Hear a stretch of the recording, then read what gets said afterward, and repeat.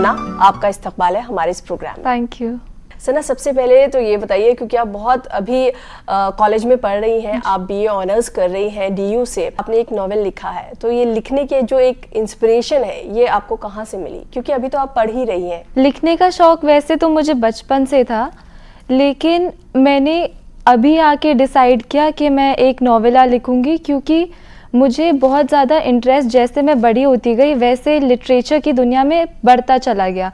Main reason क्योंकि मेरे father वो एकदम लिटरेरी मैन है, पूरे वो हमेशा किसी ना किसी किताब पे काम करते रहते हैं, तो वो तो मेरे बिगेस्ट इंस्पिरेशन है। दुनिया में कई सारे इंस्पिरेशनल लोग हैं, कई सारे लोग ऐसे हैं जो बहुत सारे लोगों के आइडल भी हैं, लेकिन मेरे आइडल हमेशा से मेरे फादर रहे हैं। उनकी ही वजह से मैंने ये स्टेप लिया है लिटरेचर की दुनिया में। और क्योंकि मेरी एक बहन भी है, वो 10 साल की है, तो जब मैं छोटी थी मुझे पता नहीं था, हम सबको पता नहीं चलता कि हम कितने इनोसेंट होते हैं, क्योंकि अपने आप को तो हम उतना जज नहीं कर पाते। पर मेरी बहन के थ्रू मुझे पता चला कि बच्चे कितने अलग नज़रिए से देखते हैं दुनिया को। उनकी इनोसेंस का जवाब ही नहीं होता कोई, वो बहुत अलग तरीके से सोचते हैं। तो मैंने सोचा कि क्यों ना इस सेम चीज़ को मैं किसी बुक के फॉर्म में पेश करूं, क्योंकि हम सबको देखना चाहिए कि हमारे सोचने के तरीके में और उनके सोचने के तरीके में कितना फ़र्क आता है, और ये फ़र्क जो है किस वे में हम प्रेजेंट कर सकते हैं, इसके बहुत सारे नज़रिए हो सकते हैं। तो मेन रीज़न यही है कि मेरी बहन और मेरे फादर, और क्योंकि हमारे पास लिटरेचर काफ़ी है बच्चों के लिए, लेकिन क्या वो थीम्स जो हम चाहते हैं आज की जनरेशन पढ़े, वो थीम्स उसमें प्रेजेंट हैं या नहीं, इसका ध्यान तो हमें ही देना पड़ेगा, क्योंकि आज की यूथ तो हम ही हैं। ये हमारा फ़र्ज़ बनता है कि हम वो जो नॉलेज का टॉर्च है वो आगे दें बच्चों को, और उनको बताएं कि इस दुनिया में क्या ज़रूरी है उनके जानने के लिए और क्या ज़रूरी नहीं है। तो यही रीज़न्स हैं मेन कि मैंने सोचा कि लिखती हूँ। पहले मैंने नहीं सोचा था कि इसको मैं बुक का फॉर्म दूँगी, लेकिन जैसे ही मैं लिखती चली गई तो वो एक बुक के फॉर्म में बनती गई, तो मैंने सोचा कि अब हो ही गया तो क्यों नहीं। अच्छा, इसके अलावा भी आपने कई सारी पोएम्स लिखी हैं और शॉर्ट स्टोरीज भी लिखी हैं, तो वो आपने कब लिखनी शुरू की? जैसे आप कह रही हैं कि मैं बचपन से लिख रही हूँ जी, तो जो आपने पहली चीज़ लिखी, पहली कोई पोएम लिखी या स्टोरी लिखी, तो वो कितनी उम्र में लिखी? मैं अभी थोड़े दिन पहले अपना कबर्ड सेट कर रही थी, तो मुझे दिखी मेरी पुरानी पोएम्स, और वो मुझे याद भी नहीं थी कि ये मैंने लिखी भी थी। वो मेरी 8th क्लास की पोएम्स थी, और मैं पढ़ के खुद शॉक हो गई थी कि मैंने 8th में ये पोएम्स लिखना स्टार्ट किया था। मुझे उतना याद नहीं था कि मैं पहले बचपन में पोएम लिखती थी, क्योंकि बचपन से मैं सिर्फ शॉर्ट स्टोरीज़ लिखती थी। और शॉर्ट स्टोरी लिखने में मेरा ध्यान तब से आया था कि आजकल के बच्चे जैसे सिर्फ फ़ोन पे रहते हैं, हमारे टाइम में ऐसा नहीं था। हम नीचे जाके खेलते थे, फिर घर आते थे वापस आराम से। तो जब भी मैं नीचे जाती थी तो मैं देखती थी कि हर किसी कोने में कहानियाँ वीव हो रही होती हैं, हर किसी कोने में वो बुनती रहती हैं। तो मेरा बहुत मन करता था कि इसको मैं एक फॉर्म दूँ, वर्ड्स के थ्रू प्रेजेंट करूँ। तो फिर मैंने ये स्टार्ट कर दिया था। जो मेरे मन में आता था, जो कहानियाँ मैं देखती थी इस दुनिया में, वो मैं जाके लिख देती थी। जो आपको मिला, जो आपने बोला मैं अपनी कबर्ड ठीक कर रही थी और 8th में आपने कुछ लिखा था, वो आपको मिला, तो कुछ लाइंस उसकी याद है कि क्या लिखा था आपने? उसकी तो नहीं याद है, लेकिन मैं आपको एक पोएम सुना सकती हूँ। वो मैंने अभी लिखी थी जब मेरा राइटिंग में इंटरेस्ट बनता गया था, वो उसी पे बेस्ड है। तो इसका नाम है ये दीवारें। ये दीवारें कुछ कहती हैं, ये दीवारें कुछ कहती हैं, इन पर पड़ी दरारें सुनती हैं, मेरी कहानियाँ बुनती हैं। चारों तरफ घेर के रखा है मुझे, दिन भर देखती हैं और हंसती हैं। औजार होता कोई पास तो कब का इन्हें गिरा देती, पर मेरे कलम की ताकत ही कुछ और है कि मुझे इन दीवारों के पार ले गई। ये मैंने अभी रिसेंटली लिखा था। जब ये आपने हाल ही में लिखा था? जी, जब मुझे राइटिंग में इंटरेस्ट आने लगा। अच्छा, जब भी आप कुछ लिख रही होती हैं, कोई थॉट आता है कि कोई स्टोरी लिखूं, पोएम लिखूं, या जैसे अभी आपने नॉवेल लिखा है, तो क्योंकि आपके जो फादर हैं वो भी एक जानी मानी हस्ती हैं, तो वो भी बहुत कुछ लिख चुके हैं, लिख रहे हैं, बहुत सारे लोग उन्हें पढ़ते हैं, तो कहीं ना कहीं उनकी हेल्प लेती हैं कुछ लिखने से पहले, फाइनल करने से पहले, कि मैंने ये लिखा है, सही है नहीं है, इसमें क्या गलती है? हमारा एक तो ये है कि वो उर्दू के हैं और मैं इंग्लिश की हूँ, तो फिर बहुत हेल्प तो वैसे भी हो जाती है, क्योंकि वो मुझे हमेशा बचपन से, मुझे याद है, एक एडवाइस ज़रूर देते थे। जब भी मैं उनसे पूछती थी कि ये कैसे लिखते हैं, वो कैसे लिखते हैं, तो उनने मुझे सिर्फ एक चीज़ बोली थी कि कहानियाँ पढ़ो लोगों की, जाके बुक्स पढ़ो इन लोगों की, और देखो कि उनने किस बारे में किस तरीके से लिखा है। तो पहले तो मुझे लगता था कि और भी एडवाइस होनी चाहिए, ये क्या है। पर फिर जब मैंने पढ़ना शुरू किया तो फिर खुद ही मुझे पता लगने लगा कि लोग किस बारे में लिखते हैं और वो कैसे लिखते हैं, और तब से मैंने बहुत ध्यान लगाना शुरू कर दिया इस चीज़ पे। और मुझे आज तक, पहले मुझे जैसे लगता था कि ये एडवाइस सिर्फ इतनी सी क्यों दी है, और भी दे देते, लेकिन अब मुझे लगता है कि बहुत अच्छी एडवाइस दी, क्योंकि अभी मुझसे कोई आके पूछता है ना कि कैसे लिखना होता है, तो मैं उसको खुद कहती हूँ कि तुम जितना पढ़ सकते हो, जितनी कहानियाँ पढ़ सकते हो, सेम एडवाइस देती हूँ। हाँ, क्योंकि वो बहुत हेल्प करता है, ये मैंने अभी नोटिस किया है, क्योंकि सबका राइटिंग स्टाइल डिफरेंट होता है, और कोई एक सिंपल सी चीज़ को भी कैसे प्रेजेंट कर देता है, वो बहुत कमेंडेबल होता है। जैसे अभी मैंने रिसेंटली उर्दू राइटर्स भी पढ़ना शुरू किए थे, अभी मैं पढ़ रही हूँ मंटो और इस्मत चुगताई।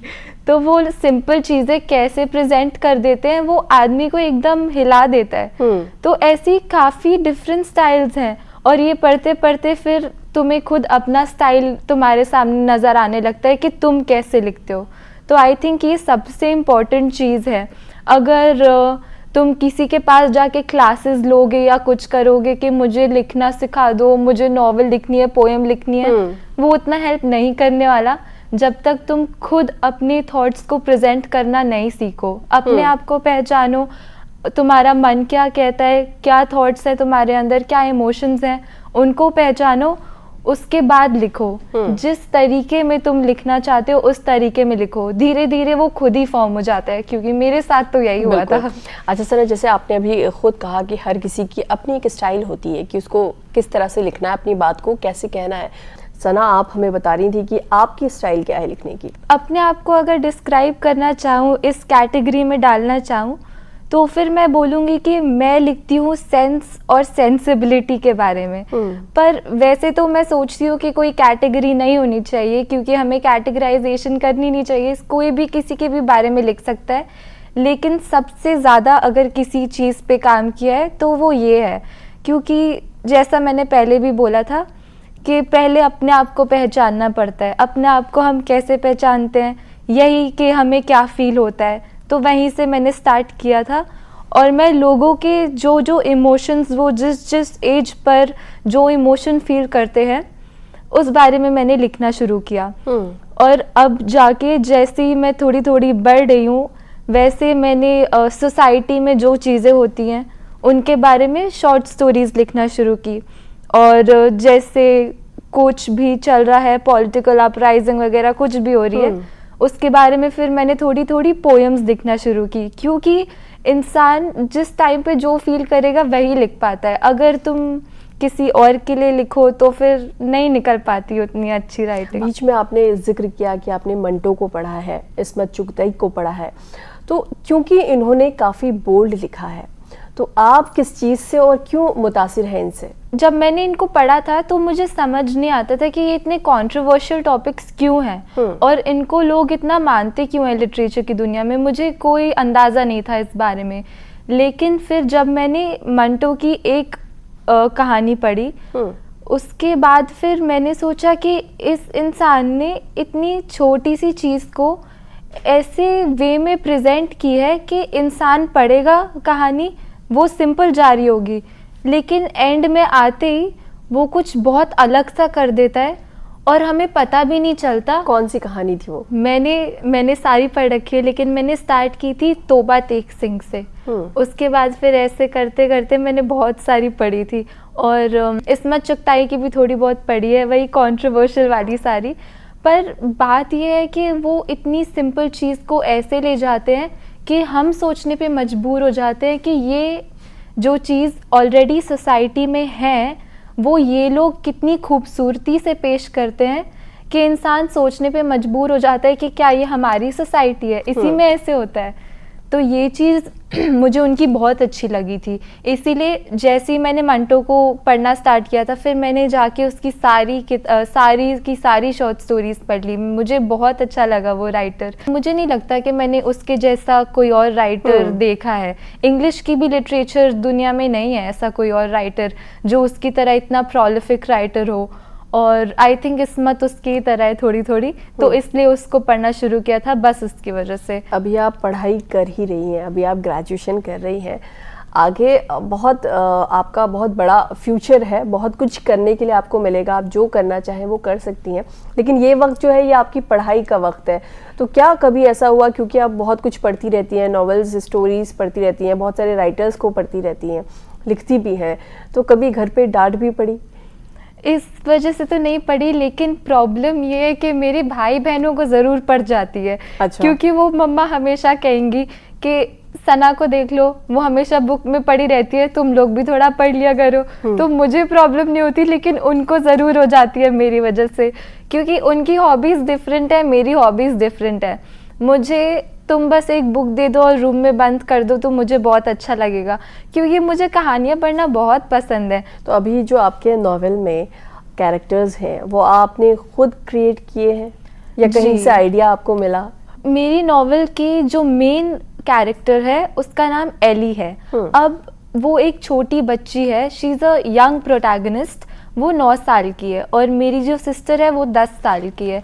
तो थोड़े थोड़े वेज में एली जो है वो मेरी बहन जैसी ही है, क्योंकि वो भी, मेरी बहन भी बहुत चंचल टाइप है, एली भी वैसी है, और मेरी बहन काफ़ी सवाल पूछती है, बच्चे सारे ऐसे ही होते हैं, एली भी वैसी है। मेरा नॉवेल एक बहुत इम्पॉर्टेंट क्वेश्चन पोज करता है कि बच्चे जो इतने क्यूरियस होते हैं वो अलग चीज़ें देखते हैं और अलग नज़रिए से देखते हैं, लेकिन हम उसे अलग अलग वे में देखते हैं।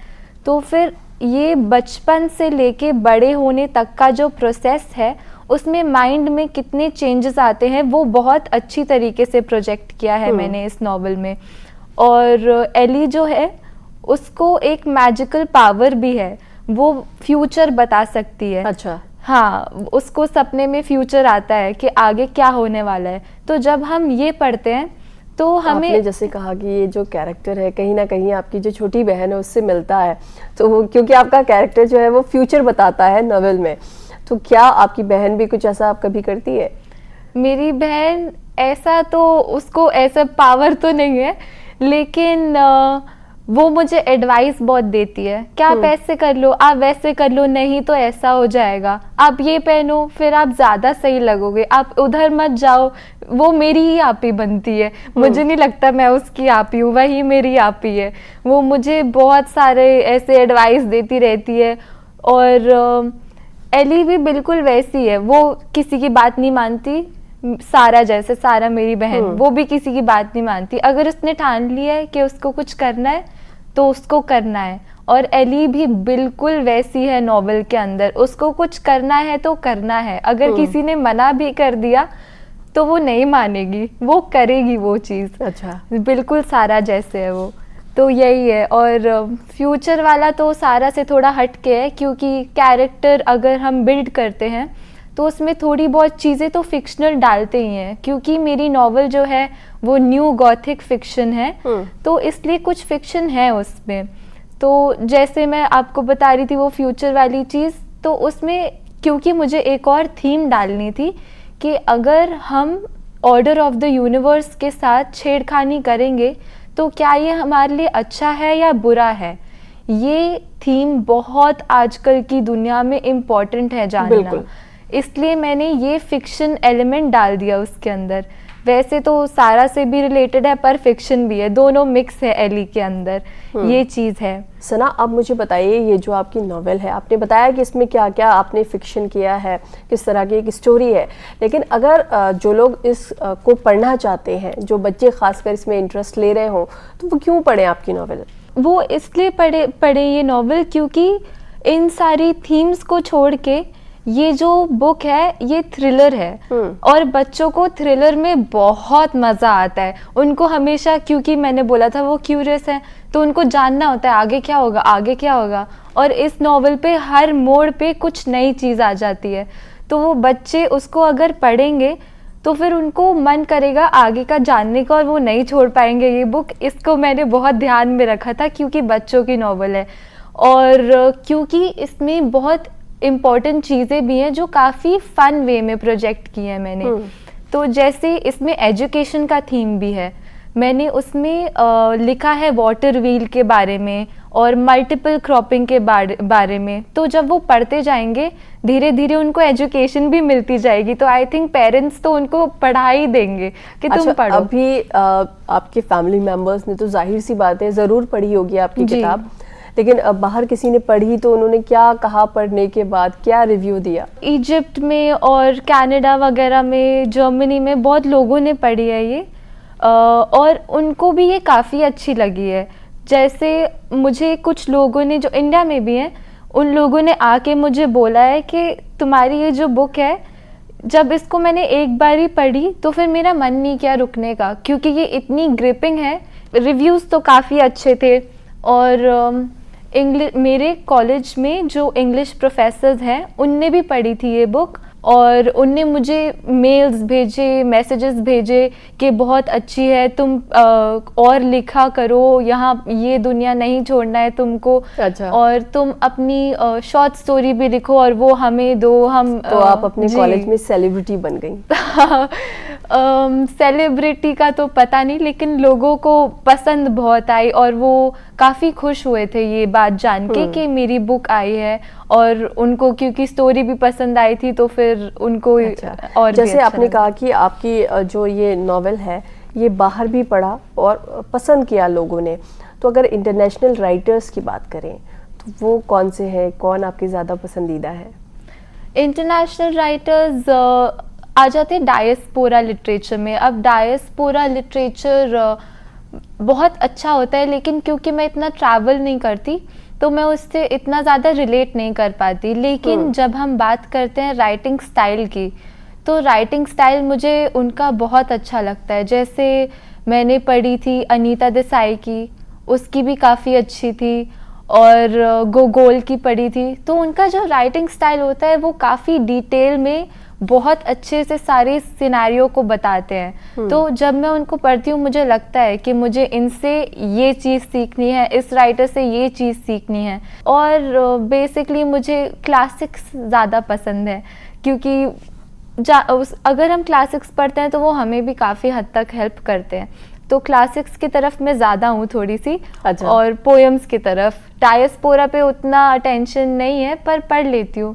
तो अभी आगे क्या करना है? कुछ और लिखना है? कोई और कहानी जहन में है जिसे आप कागज़ पर उतारना चाहती हैं? आगे मेरा मन है कि जो सोसाइटी है उस पे एक सेक्शन बेस करूं कि सोसाइटी में क्या होता है, क्या नहीं होता है, और जो हमारे पुराने टैबूज़ हैं उनको प्रेजेंट करूं, क्योंकि आजकल ज़रूरी है कि यूथ ये पढ़े और जो आने वाली जनरेशन है वो अवेयर हो। तो फिर मैं चाहती हूँ कि सोसाइटी पे सेक्शन बेस्ड हो, सिर्फ शॉर्ट स्टोरी नहीं। लेकिन फिर भी जहाँ तक जो आपने अभी लिखने की बात कही, इस पे काफ़ी कुछ पहले भी लिखा जा चुका है जी, और लोगों ने पढ़ा भी है, लेकिन आपको लगता है कि वाकई इसका असर होता है लोगों पर? इसका असर होता है उन लोगों पर जो ओपन होते हैं दूसरों की ओपिनियन को देखने के लिए, क्योंकि कुछ लोग होते हैं वो किसी की बात नहीं मानते, वो सिर्फ अपना ओपिनियन का ध्यान रखते हैं। लेकिन बहुत लोग ऐसे भी होते हैं जो दूसरों की कहानियाँ पढ़ के समझ पाते हैं कि उनका नज़रिया क्या है उस चीज़ को लेके। तो यही चीज़ मैंने नॉवेल में भी इसीलिए लिखी थी। बच्चों, मुझसे बहुत लोगों ने पूछा कि तुमने बच्चों की नॉवेल क्यों लिखी, तो मैंने इसीलिए उनको एक जवाब दिया कि इसीलिए लिखी है ताकि हम एक चीज़ को काफ़ी नज़रिए से देख पाएँ जो आजकल हम नहीं करते। तो मुझे लगता है कि सोसाइटी के बारे में लिखना तो सबसे ज़्यादा इम्पोर्टेंट होता है, क्योंकि हम ही यूथ हैं, हम ही अवेयर करेंगे लोगों को। अगर हम नहीं करेंगे तो और कौन करेगा, और कोई तो है नहीं। तो ये काफ़ी ज़रूरी है। अब वो लोगों पे डिपेंडेंट है कि वो अपना जहन खोल के वो चीज़ देख पाते हैं या नहीं, जो बहुत ज़रूरी है, देखना तो चाहिए ही। अच्छा, जो ये आपकी किताब है जिसे लोगों ने पढ़ा और पसंद भी किया, लेकिन हमेशा ऐसा ज़रूरी नहीं है कि सबको पसंद आए, सब तारीफ़ करें। तो क्या कुछ ऐसे लोग भी थे जिन्होंने क्रिटिसाइज़ किया? मुझे बस एक इंसान ने बोला था कि इसको और लंबी बना देते थोड़ी, ये क्रिटिसिज्म मिला था। पर उतना अच्छा नहीं लगा ये क्रिटिसिज्म, क्योंकि बहुत जनरल सा था। मैं चाहती थी कि मुझे और लोग आके क्रिटिसाइज़ थोड़ा करें, ताकि मुझे पता चले कि क्या है इसमें गलत और क्या नहीं है। लेकिन वैसा टाइप का क्रिटिसिज्म अभी मिला ही नहीं है मुझे। तो मैंने अपने फादर को बोला कि आप पढ़ के आप ही क्रिटिसाइज़ कर दीजिए, कम से कम मुझे कुछ तो पता चलेगा। उन्होंने कुछ नहीं, उन्होंने बस बोला कि लिखते रहो, स्टोरी लाइन अच्छी है। बचपन से आपके घर में इस तरह का माहौल है कि आपके फादर खुद राइटर हैं, वो कुछ ना कुछ लिखते रहते हैं, किताबों वाला माहौल है, हर कोई पढ़ता लिखता रहता है। तो क्योंकि ये चीज़ आपने बचपन से देखी, तो कहीं ना कहीं आपको लगा कि शायद मैं भी लिख सकती हूँ, या मैं इसी फील्ड में जाऊँगी, बड़े होकर राइटर बनूँगी। तो आपको ऐसा लगता है कि अगर ऐसा ना होता, फादर राइटर ना होते, या इस तरह का घर पे माहौल ना होता, तो फिर भी बनती क्या? ये काफ़ी कंफ्यूजन वाला टॉपिक है एक्चुअली। मैं जब बच्ची थी तो मैं ज़्यादा ड्राइंग, स्केचिंग, ये सारी तरफ इंक्लाइंड थी। मैंने अपने इनफैक्ट घर की दीवारों पे भी पेंटिंग बना रखी है। मुझे बहुत पसंद है बचपन से पेंटिंग। राइटिंग से ज़्यादा आपको पेंटिंग पसंद है? राइटिंग और पेंटिंग एक ही साथ शुरू हुई थी। ये चीज़ है। तो फिर मैं बहुत कंफ्यूज थी पहले कि मैं कौन से फील्ड में जाऊं। पहले मैंने राइटिंग के फील्ड में सोचा ही नहीं था, क्योंकि मुझे पता ही नहीं था कि मैं कहानियाँ बुन रही हूँ। जो आता था वो बस मैं लिख देती थी। तो फिर मुझे लगता था कि मैं आर्ट की फील्ड की तरफ ही जाऊंगी। लेकिन जब मैं बड़ी हुई तो 12th आ गई, उसके बाद सोचना पड़ता है कि क्या करें। फिर 12th के रिजल्ट्स आए तो सरप्राइजिंगली मैंने अपने स्कूल में इंग्लिश के सब्जेक्ट में टॉप कर लिया। फिर मैंने सोचा कि इंग्लिश में अगर इतना अच्छा जा रहा है तो एक बार ही इंग्लिश करके ट्राई कर लेते हैं। फिर जब मैंने इंग्लिश वाली वर्ल्ड में स्टेप इन किया तो मुझे बहुत अच्छा लगा कि मैंने ये डिसीजन ही बनाया, क्योंकि मुझे लगा नहीं था कि वो इतना डिफरेंट होगा। स्कूल में जो चीज़ पढ़ाते हैं और जो चीज़ कॉलेज में पढ़ाते हैं वो काफ़ी डिफरेंट हो जाता है। हाँ। बहुत डिफरेंट, और इस चीज़ का अंदाज़ा नहीं था। लेकिन जब हुआ तो मैं बहुत ग्लैड थी कि मैंने इंग्लिश का फील्ड ही लिया। तो ये खुद ही जो चीज़ें थी ये सारी खुद होती गई। मैंने किसी चीज़ पे डिसाइड ही नहीं किया था एज सच। अच्छा। सब खुद होते गया और हो गया बस। सना, आप हमारे स्टूडियो में आई, आपसे बात करके बहुत मज़ा आया। आपका यहाँ आने के लिए बहुत बहुत शुक्रिया। Thank you. तो नाजरीन, फिलहाल हमें दीजिए इजाज़त। आपसे फिर मुलाकात होगी अगले हफ्ते किसी ऐसे ही सितारे के साथ। आदाब।